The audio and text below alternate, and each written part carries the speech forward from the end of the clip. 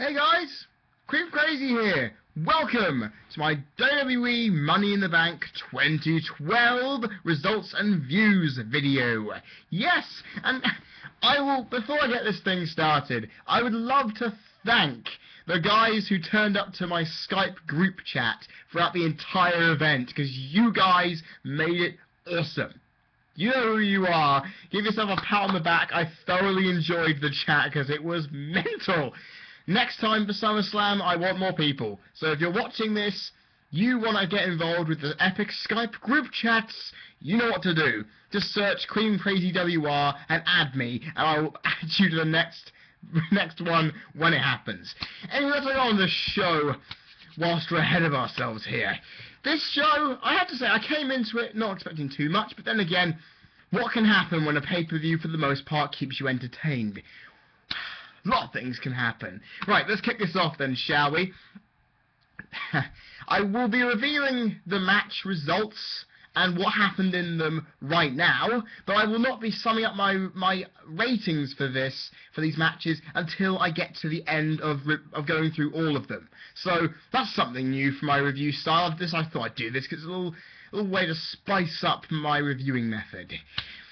First, and got the first correct prediction of the evening from the show-off, Dolph Ziggler winning the World Heavyweight Championship Money in the Bank match. Yes!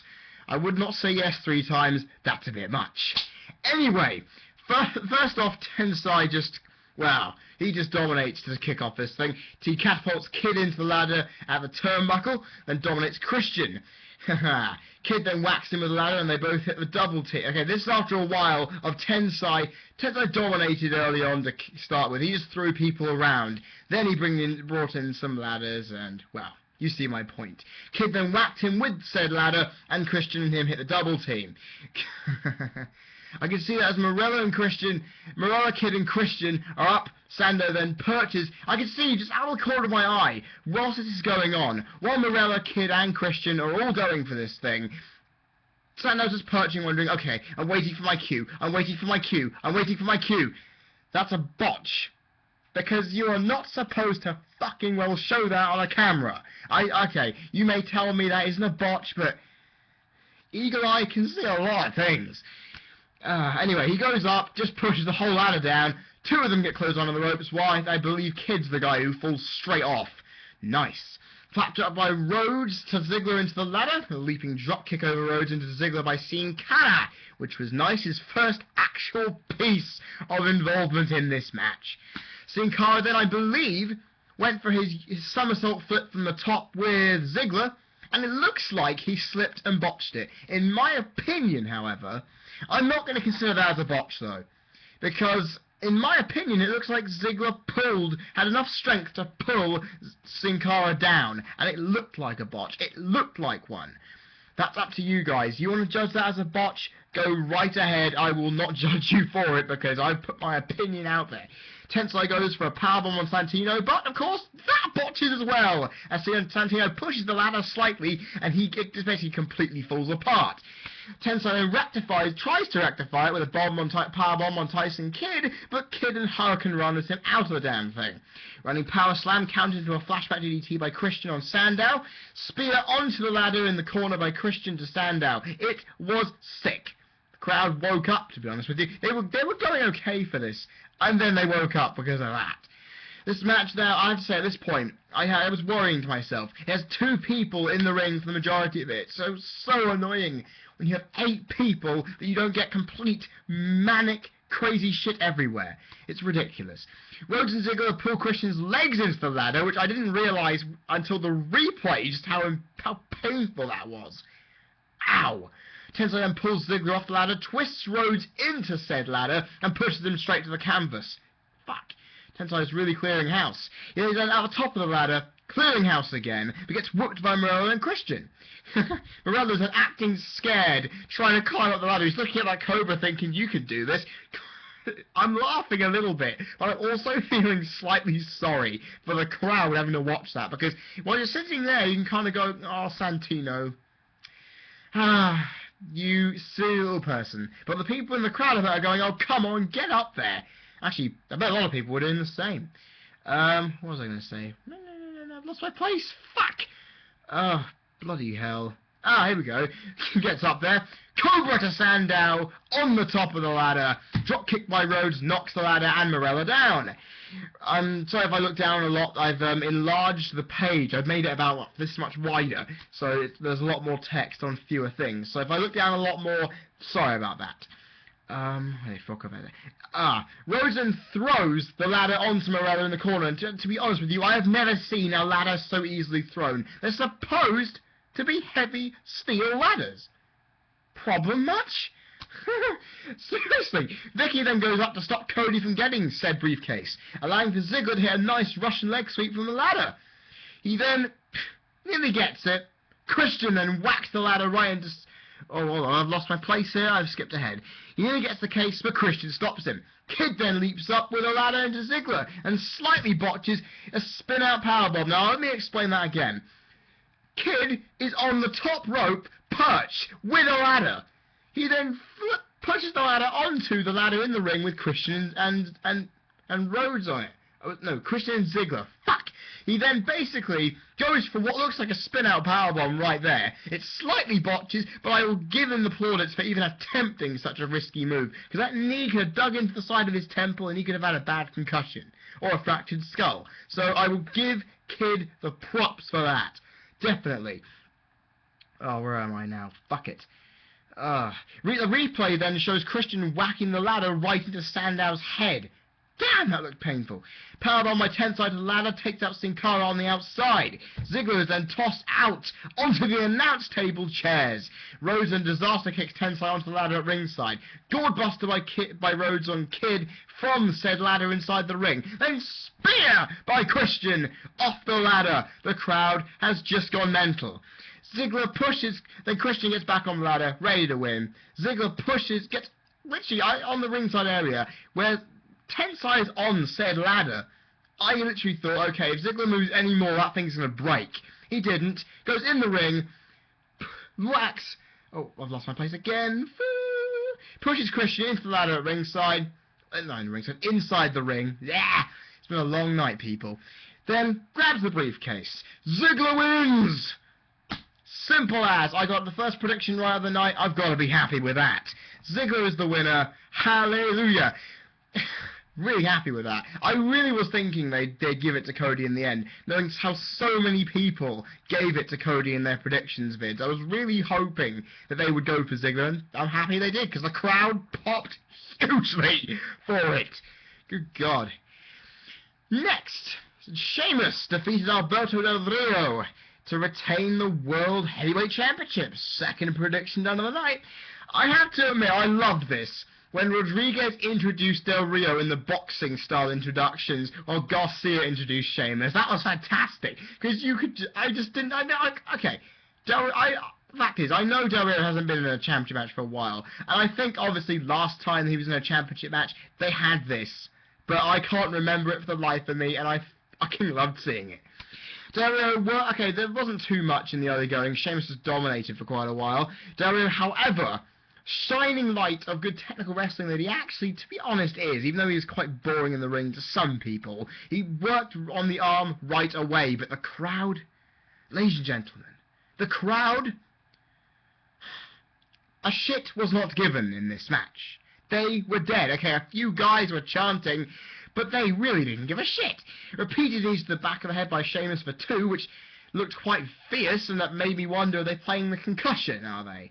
Apron to ring suplex by Sheamus, top rope battering ram for 2. Rodriguez distracting, allowing for Sheamus to be drop kicked out.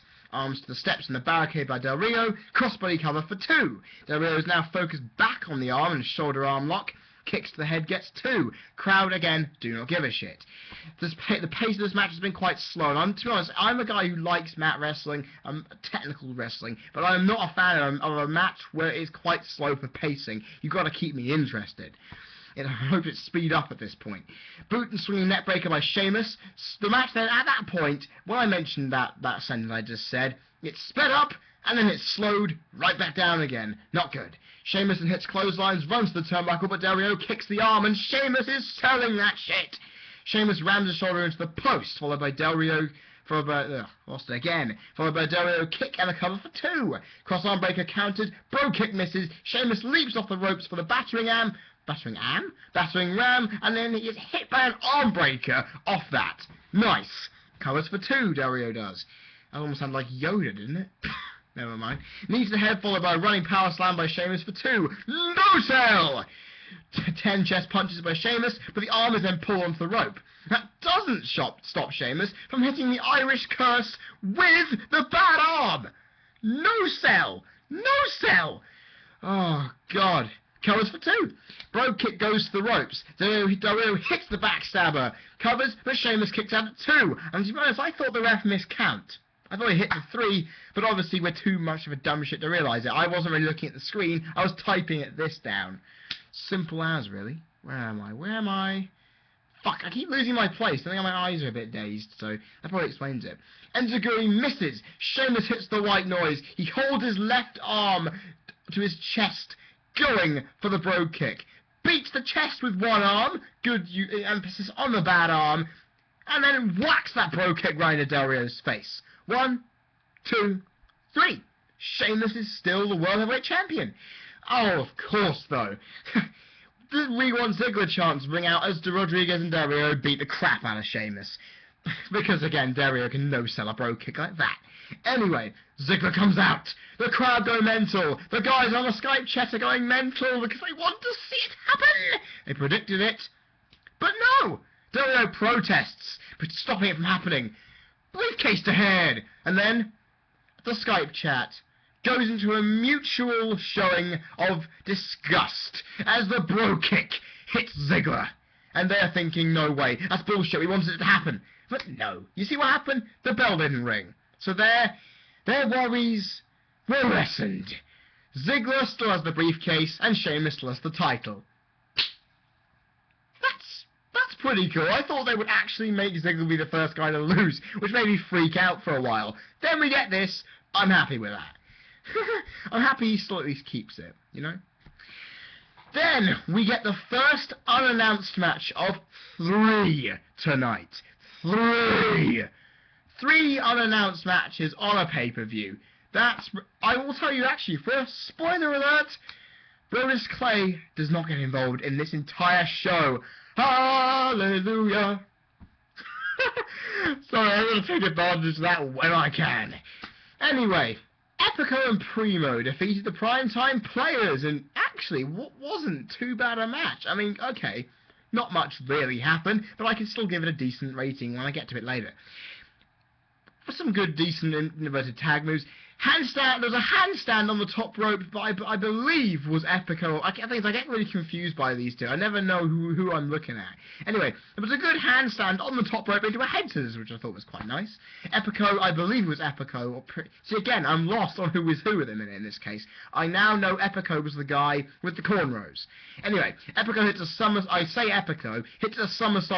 plancha over the top rope at ringside. Nice. The fact is, I love this. This actually added some hilarity to the match. he came out with his microphone attached. He still had the mic attached throughout the match. And that was hilarious.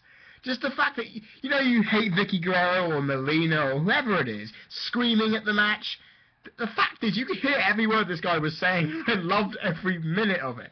Even if it was basic, simple stuff, I still loved it. It was a unique emphasis on this guy. It made you have to actually give a shit.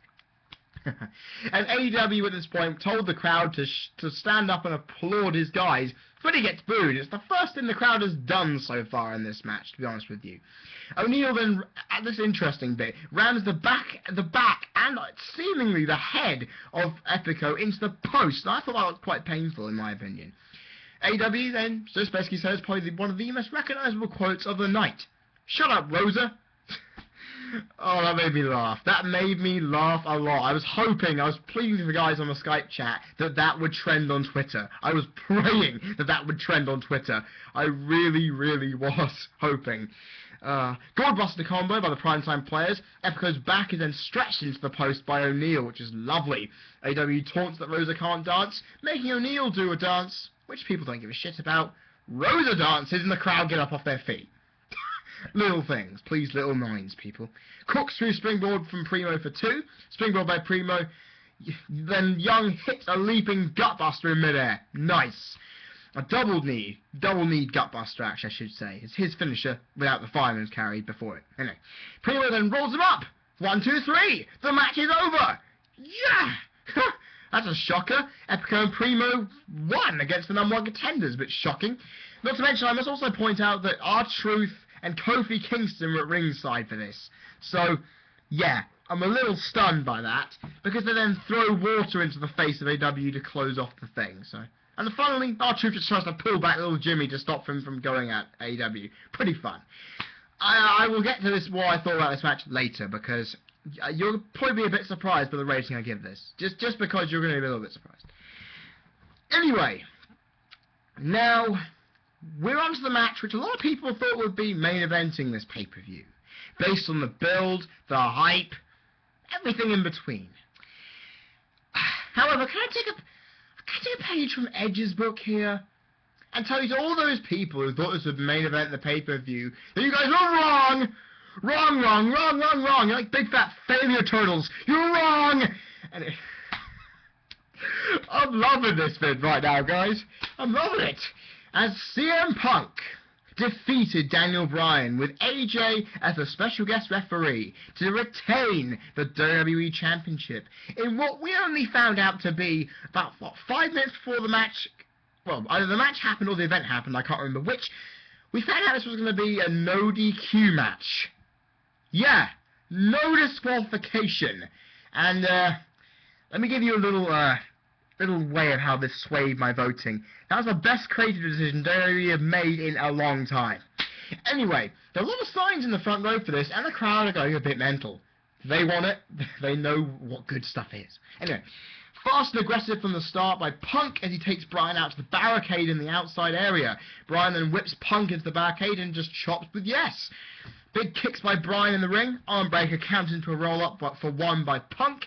Bryan pushes his forearm into Punk's face with a lower, deeper pitch, yesing all the way while he's doing it. I never get sick of saying yes. I have to get that t-shirt because it's probably the same colour as this thing. Yeah. Anyway, alternating chops and low kicks by both men, which is very pleasing on the eye. Suicide dive by Punk to stop a period. Okay, I skip ahead. Bryan dominated with loads of low kicks, loads of stomping. Basically got it, and loads of kicks in the corner. Basically got through a lot of Punk. Bryan's dominance then gets stopped by a suicide dive. Nice. They then broke up the aisleway. Suplex attempts by Bryan are blocked. Flapjack onto the metal barricade. Bryan pushes Punk into AJ. Punk tends to her as Bryan hits a double axe off the apron and throws Punk into the steps. AJ's been taken away as an actual referee then comes in to take control. Nice. Bryan leaps off the apron with a knee to the head, which I thought was a botched famouser, but you never know, it actually was a knee to the head on the replay. Good God. Gourdbuster then on the steps. A Gourdbuster on the steps! To be honest, I'm wondering at this point, what the hell can these guys do now? Because literally at that moment, the crowd erupted. The crowd realised they couldn't be nervous anymore about AJ. They could just go mental. They were doing the Daniel Bryan CM Punk chants. They were going crazy. Good to know, though. So I was wondering when they'd fully liven up to what they've usually been in the previous matches with these guys. Punk is then whipped into the barricade. Bryan goes for the run, but is then bang, body dropped into the timekeeper's area. Bryan then dropped nuts first on the barricade, and Punk hits a clothesline. And this is one thing I often miss when we're in a no DQ match. The familiar chant of, "We want tables." Yeah, we want tables, and you know what? Punk gave them what they wanted. A table! However, he doesn't get the chance to use it as Bryan hits a massive scoop slam on the outside. Bryan then goes out and gets a kendo stick. Then misses the shot, though. Punk just runs around to avoid it. I thought, wow, this is a good way to make Punk look slightly weak here and making Bryan look very strong. I was really impressed by that. Punk then teases to kick him, but he still hits him anyway. Yeah, Bryan still whacks him. Punk grabs the stick really quickly. The crowd go crazy. But then, as soon as that happens, Bryan hits him with it, and they just completely stop. Shows how big and how over Punk is, to be honest with you, doesn't it? Punk springs over the top rope and is hit right in the ribs by said kendo stick. Bryan covers for 2. Bryan then goes mental, whacking that kendo stick right at Punk's back. I don't know how many times, but you could feel the intent needed for that. Then covers for 2. Bryan then beats down the midsection of Punk in the corner, followed by a snap suplex. Bryan goes for the headbutt, but then misses. Then again, we have alternating mid-kicks and punches by both men. Punk breaks the ice with drop kicks and a slam for 2. Punk then hits a high knee, does not hit the Bulldog. Bryan then misses the kick, and Punk hits a power slam for 2. Fuck. Punk then signals the GTS. Bryan counters. I don't know what I've put in here. Yeah, he then counters it to go for the yes lock. Punk then gets him in the GTS position again. Punk then Hurricane Ranas out of it for 2. 2 fantastic sections of great counters. Fantastic reversals. Amazing. And then, I didn't do this on the Skype chat, but when you see a submission move, you know you want to just go into song and dance about it.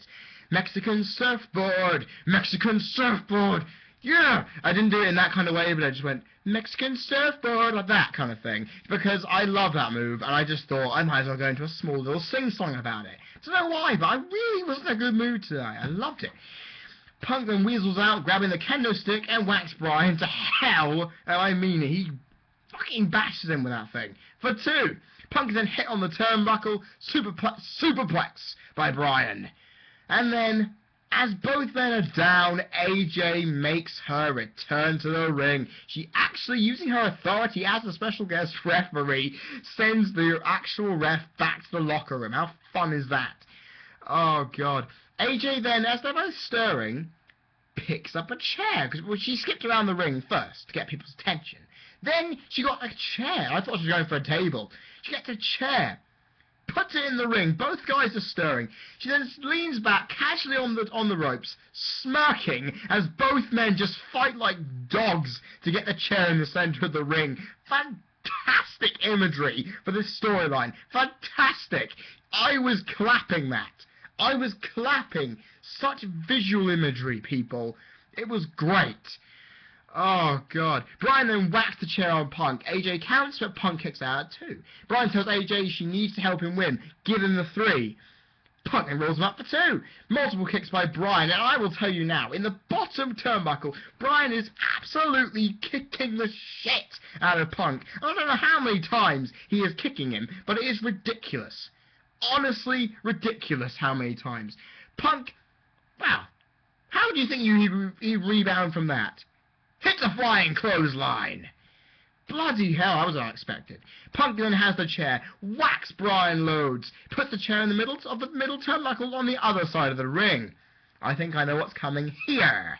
Punk is ready for it, but then AJ has a concerned look on her face, walks in front of said chair to a chorus of boos. Yeah. Punk was about to throw him into it. No shit, the crowd are pissed. Punk then gets out of the way, but he then eats dropkick. The crowd are still chanting Daniel Bryan, CM Punk. They are loving this. AJ steps on the kendo stick to stop Bryan getting it. Bryan then turns round and gets kicked right in the side of the head. Punk scoops that, then picks up the chair. This is mental. He then scoop slams Bryan whilst holding the chair on Bryan's back. Fucking hell, that's awesome. Punk then goes for the elbow. Lands on the chair because Bryan got out of the way, and then Bryan locks in the yes lock on this newly injured arm.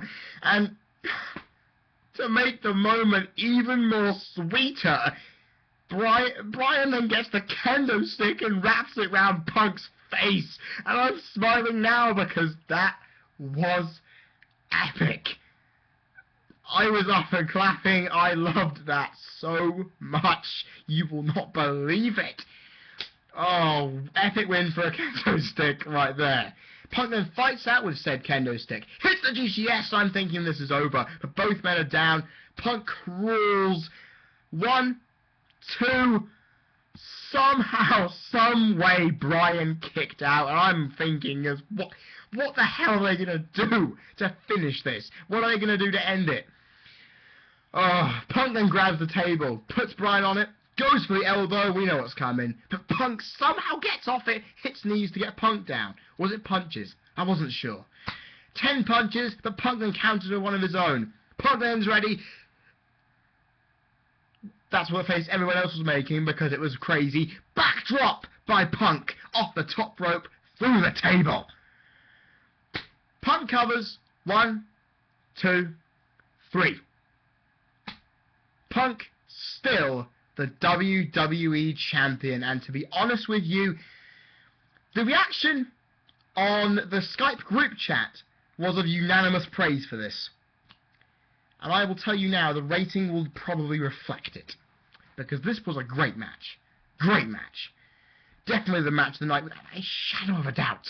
And if you people have missed out on this, watch it online sometime. It's great. Then we get to the next unannounced match of the evening. And sorry, I've got to stand up because my legs are sticking to my PJs, which are then sticking to the chair. I've been sitting down all night. I don't want to get DVT anytime soon. Anyway, Ryback defeated Kurt Hawkins and Tyler Reks in one of the predicted matches that will be entered in tonight. The only good thing that I found from this match was that Hawkins and Reks had a double gourd buster on Ryback. That was literally the only thing. And Ryback got the win from his usual bullshit. Okay, one of the power bombs he did on Hawkins was fun as well, but very little. Very, very little. So, yeah, gotta stop there. Layla and Caitlyn with Tamina Snuka defeated Beth Phoenix, Natalya, and Eve Torres in a 6-diva tag match. Again, another unannounced match. I'm happy because at least Natalya got some airtime, eh? She hasn't been on there in a while. I'm happy to get how she gets some. Whilst this match was going on, this is quite funny, I should mention this, this was hilarious. We noticed in the Skype chat, they're pointing out there was a guy in the ringside area with a red hat. And everyone was pointing out, even me actually, I was realising, wow, I've seen that guy before. There's a guy in the red hat the guys were saying was at house shows, tapings, pay-per-views, that guy was everywhere. And we were wondering, who the fuck is that guy? Because I don't know who the guy is. I mentioned he might be a guy working for the company who monitors the crowd reactions so that each wrestler in each match understandably puts it down and sends the feedback to Vince McMahon. Seems plausible. And yeah, that was way more interesting than this match. Nothing happened of any interest. Yeah, I don't even need to go into it. That was the one thing. Just noticing that guy with the red hat was more impressive than that match. And that basically means, to be honest, I'll get into my review later. This match was worse than the Ryback one. I'll explain why in a bit.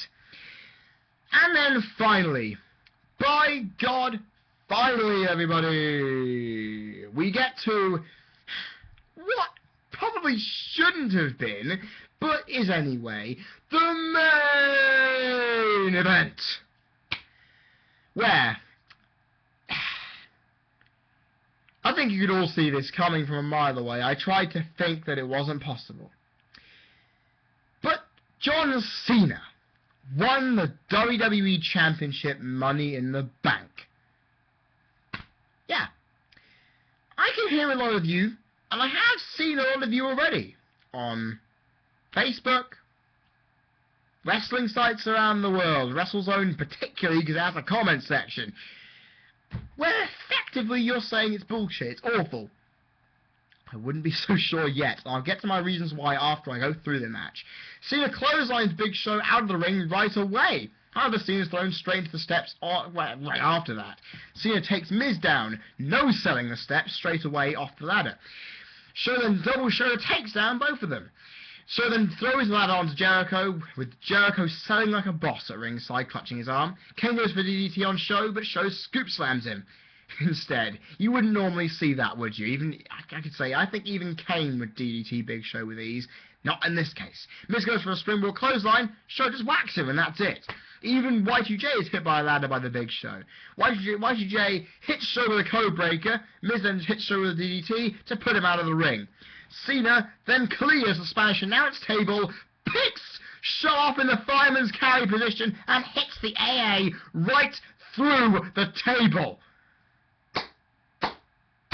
And you know what? I heard there was a guy on a friend's Facebook commenting that was ridiculous, that was stupid, that Cena was just a roided CUNT because he managed to do that. You know what? I will say this. Even a Cena hater has to acknowledge that was good. Even a Cena hater has to acknowledge you've got to give Cena props for still showing such good strength even after his neck and pectoral injuries over the past. That to me gave me a round of applause. That was a brilliant. That was actually the move that this match needed to begin with. I don't think that's the end of it. No, because Jericho, Cena, and Kane all then pile all the ladders onto show. Using your smarts there, people. Electric chair by Miz is counted into the walls of Jericho by Jericho. Nice. Baseball slide by Jericho as Kane tries to put a ladder into the ring. Yeah, Kane, what did you have for dinner? Oh, I know what you've had. A ladder to the mouth. Anyway, what was I going to say? Jericho rams Miz's head into the top rope on a perched ladder, and I hate those kind of things. You see the ladder just on the top turnbuckle with a steel post, and he goes whacks him right in the jaw, and make me shiver every time I see those ones. Oh, where am I? Ah, here we go. Cena takes Jericho off the ladder. The Boo Squad then start to ring out as Miz then takes Cena down and hits a DDT. The crowd start perking up again. Must also point out at the beginning of this match, Cena received a 90-10 pop. He received a massive cheer. Shocking, really. Oh, where am I? Oh, my eyes are starting to fade. 30 minutes in.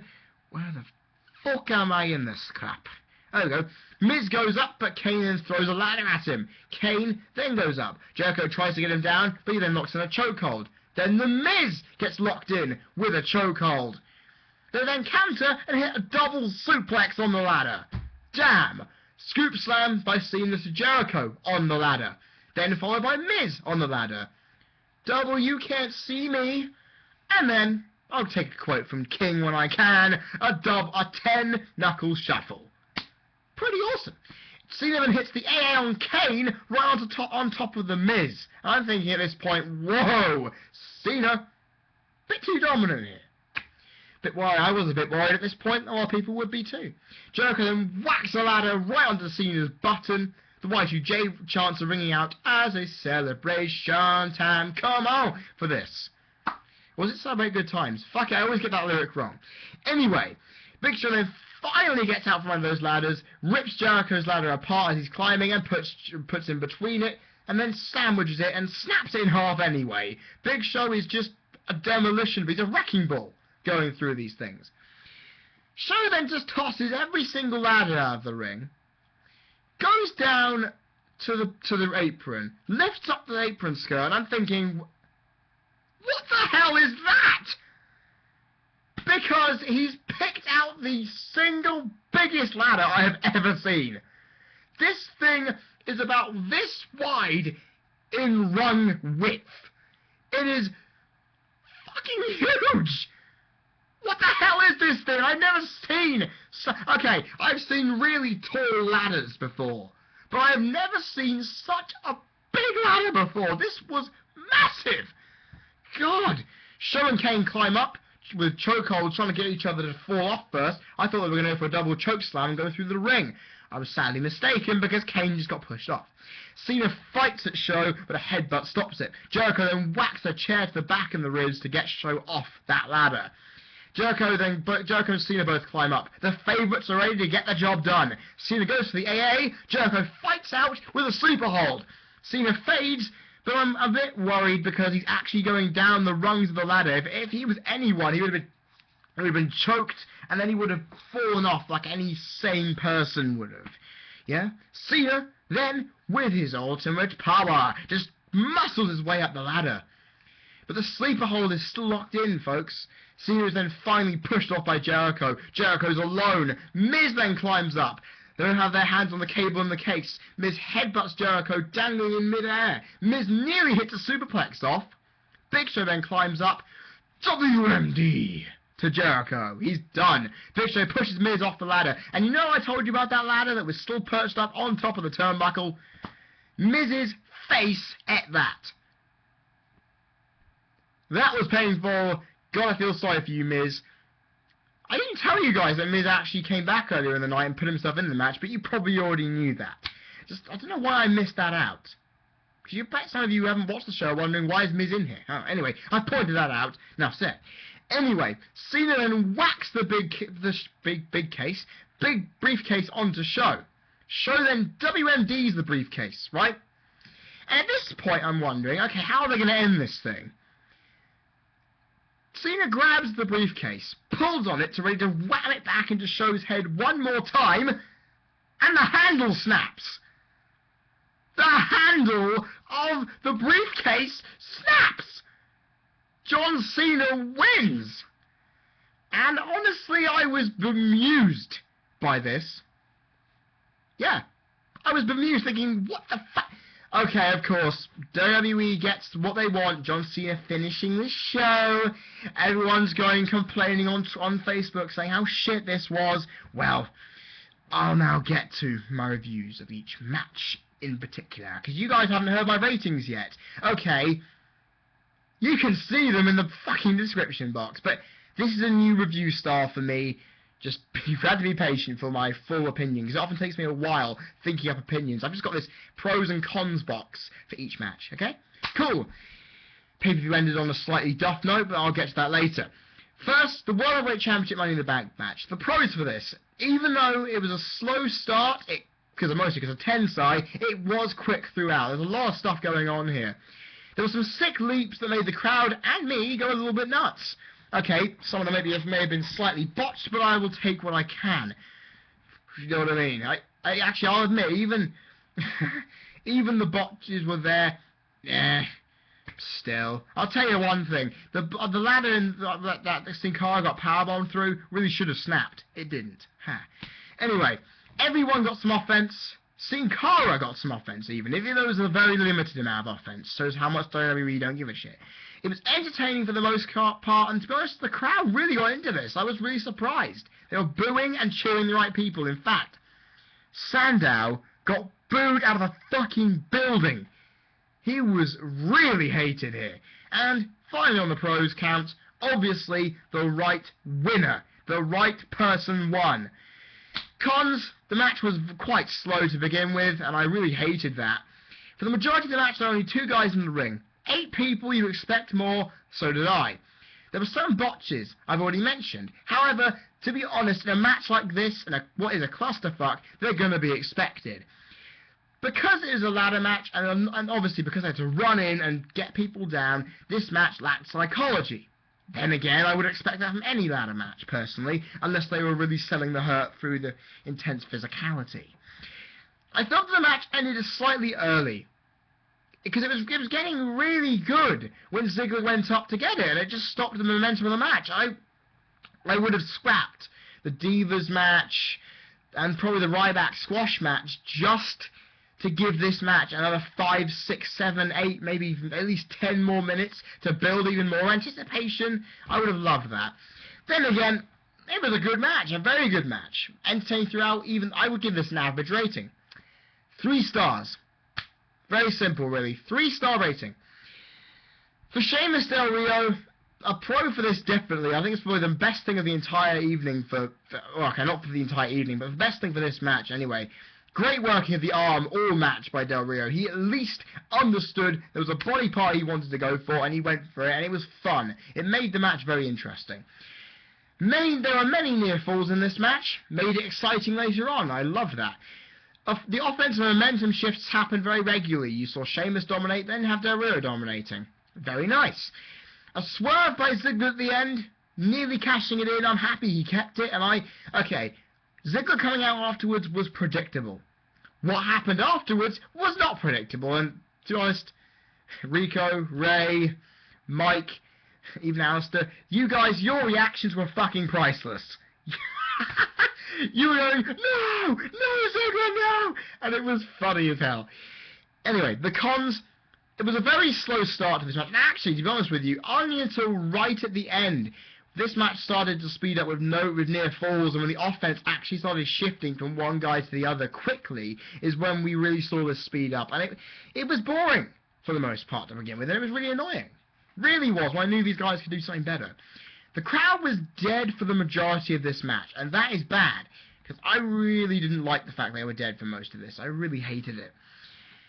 Then, despite the selling of the arm occasionally, he did sell it a bit at the end of the match. Sheamus hardly did actually sell it. He was only clutching it like this, moving the arm very close to his chest. He didn't actually go,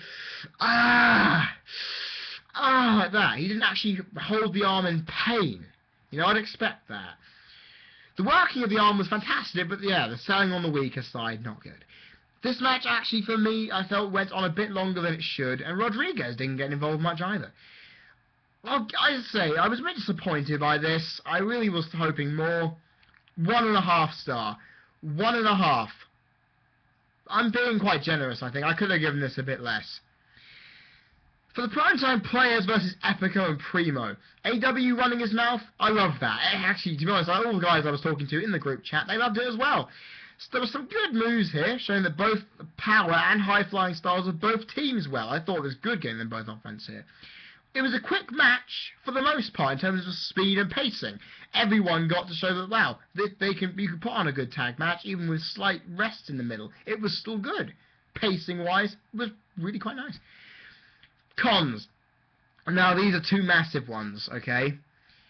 There was a dead crowd for almost everything, and it shows just what happens when you don't book a match in advance for a pay-per-view. Then, well, we got slow, lazy commentary, because even with R-Truth and Kofi at ringside, they didn't give a shit, and neither did Cole, Booker, or King. AW, however, allowed them to take centre stage. Now, this was actually quite a decent match to watch, okay? Sure, it wasn't the best in the world, but I will give it 1 star. This, again, very generous from me. Very, very generous indeed.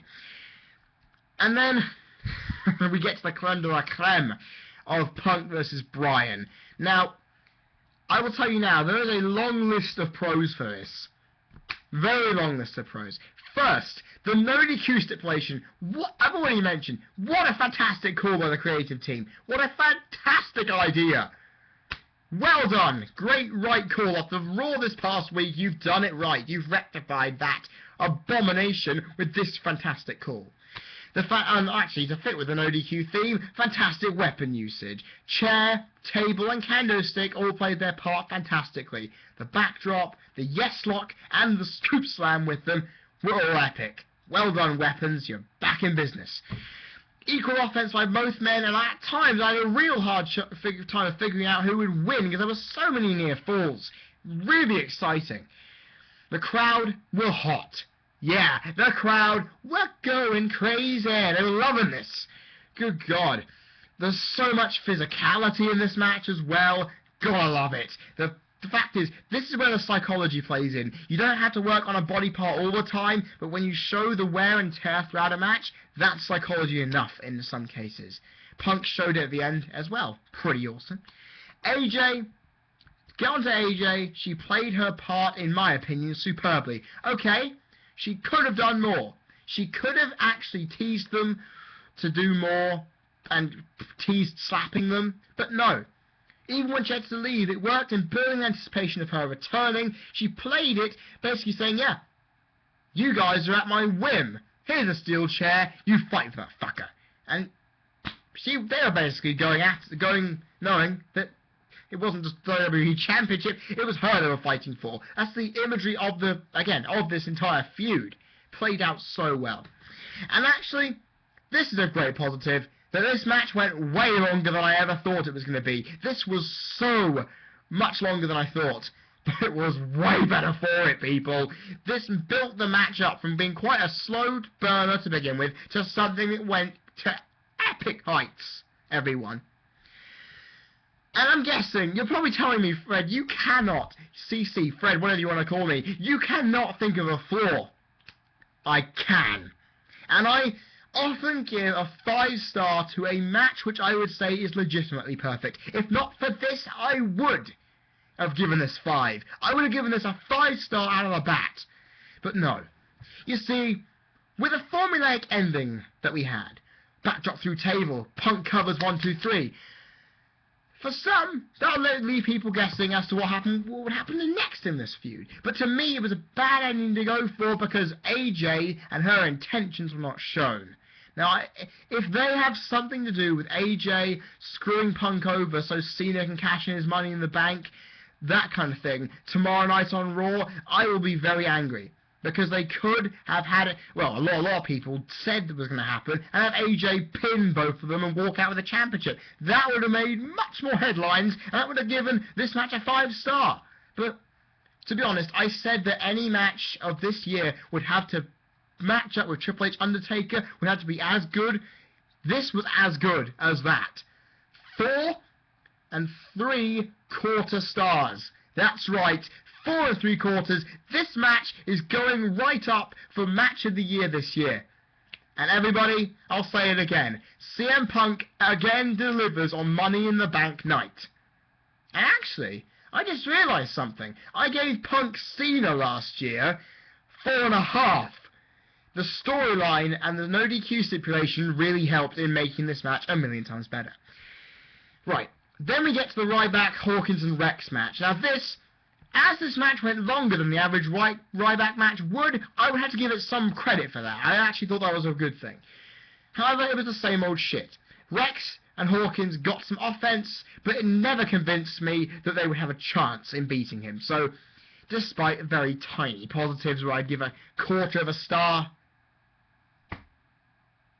Actually, you know what? No, I'm not going to be that nice. That's too nice, even for my own liking. 0 for this one. The D6 Diva tag match. Nothing happened. 0. Once Del Rio comes in and gets involved, the standard Divas fare that is the 6 Diva tag match will change. Hands down. And then we get to the main event. Pros, again, another Money in the Bank match where all men got offense. Equal running in the end. I really didn't expect Miz to get such good offense in there, but what Lily did was pretty good. Some 6 spots in this. Okay, sure. The major big spot was the table spot, but the ladder whacking, also pretty damn good too. Okay, it wasn't as good in terms of 6 spots as the last one, but I won't care. It was still okay. It was entertaining throughout, despite... Okay, this was a fun match to watch from time to time, even though I felt a bit sleepy because it really was lacking something. The impending doom of Cena's victory did hang over this match a bit. Okay. The next pro, the giant ladder. Do I really need to explain any more? That was great. Who can never describe how good that is? It is fantastic. Cena's win, however, was not the cleanest in history, which made me smile. Probably the best way to make a predictable ending be slightly interesting. Okay? A lot of people are saying it's bullshit. It's the most awful ending ever. Come on. I was shocked, but then happy that Cena won a match. I didn't want Cena to win, but the fact he did in such a weird way made me happy. Okay? Now, to the flaws, the cons of this match, and there are a few here. To me, this match, because it was quick, it felt really short. They had about 5-10 minutes at the end of this pay-per-view. It ended at 10 to 4. They could have easily done this a couple of minutes more. About, 10 minutes, just to make it fill out in the end. I really thought this was going to be a lot longer, and it really devalued it. There was a lack of a light heavyweight or a cruiserweight. This match missed something. There was something missing. And that's the problem when you book way too many heavyweights in a match like this. You lack that sense of flair. You miss that sense of unpredictability that Tyson Kidd, that Sin Cara, that Cody Rhodes, people like even Santino, because he's not really a heavyweight, even they would give. So, yeah, this match really was lacking. Cena's dominance at certain points in the match were a typical foreshadow to his victory, and to be honest with you, they were very few, but they were enough to make you worry. And I honestly hated that. It really made you worry about the match. The crowd were quieter than this than I thought, and that really made an impact on my viewing, thinking, ugh, I'm feeling sleepy. It made me really realise I'm getting tired. Simple.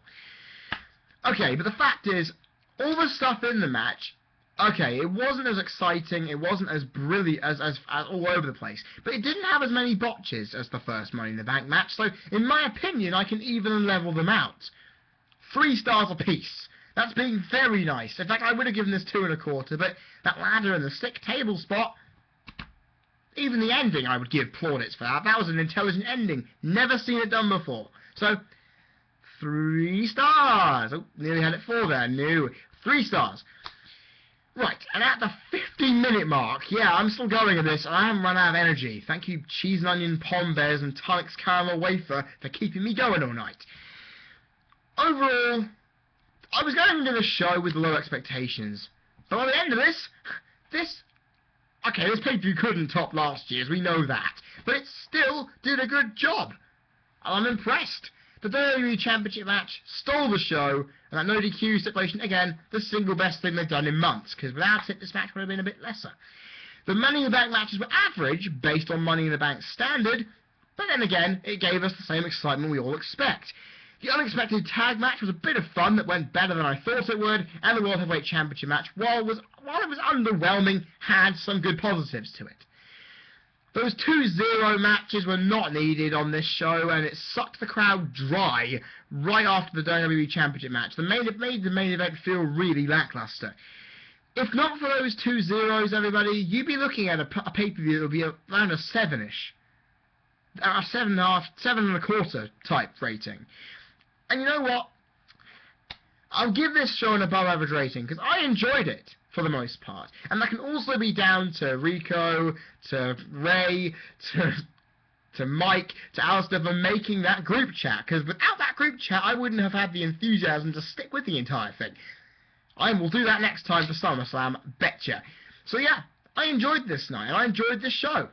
Because, to be honest, there are moments that maybe mark out, and it made me feel just like I usually do on a good wrestling night, when I'm really enjoying something. I felt happy to watch this. I felt happy to sit down, if I can show you guys, in that small little chair. That little blue chair there is where my laptop was, okay? I was sitting there all day. In fact, you can see the wrapper of my tonics there. You see my point? I felt happy watching a pay-per-view for the first time in a couple of months, and that makes me very happy. So, what a way for WWE to bounce back after 2 disappointing shows, in my opinion. I will give Money in the Bank 2012 a 6.5 out of 10. Now that doesn't seem too bad, does it? Bring on SummerSlam. Guys, there it is, the end of my new... Okay, sure, the review was a lot longer than I planned, it was a lot longer than a lot of people would have planned, but do you like my new review style, where I just sum up the ratings at the end? Do you think that's a good idea, or do you think I should just stick to my usual idea of just having the match explanation, then the rating explained after the match? What about that? Your decisions, guys. Comment on your thoughts on the pay-per-view down there in said comment section. And I've already mentioned it once before today, guys. Fantastic group chat. Add me on Skype and it can happen again. Seriously. Also, like my page on Facebook down there, because again, you get the videos anywhere. It'll be there first.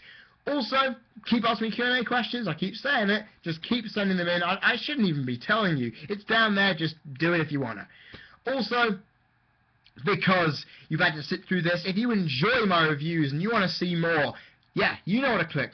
That subscribe button up there. Again, I appreciate your support whenever you watch my vids, everybody. It means a lot to me. And also, like the video too. Anyway, it's all good. Right, guys, I'm going to go to bed because I'm only going to be up in about an hour or so because I then have to go to London for the day. Yippee!